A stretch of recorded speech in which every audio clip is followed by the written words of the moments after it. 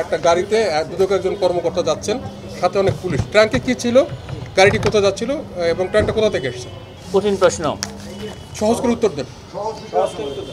আমাদের একটি অভিযোগ অনুসন্ধানাধীন ছিল। আপনারা জানেন লেফটেন্যান্ট জেনারেল জনাব সাইফুল আলম বিরুদ্ধে একটি অভিযোগ অনুসন্ধানাধীন ছিল। সেই অভিযোগ অনুসন্ধানকালে তার ক্যান্টনমেন্টস্থ বাসায় অভিযানকালে গোপন সংবাদের ভিত্তিতে এটি অভিযান পরিচালনা করা হয়।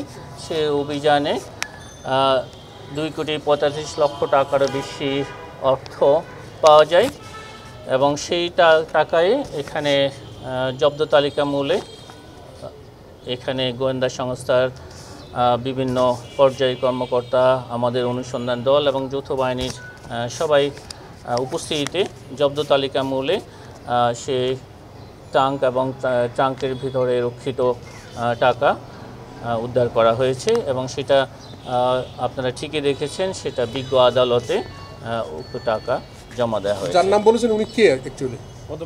উনি লেফটেন্যান্ট জেনারেল সাইফুল আলম, সাবেক DGFI প্রধান।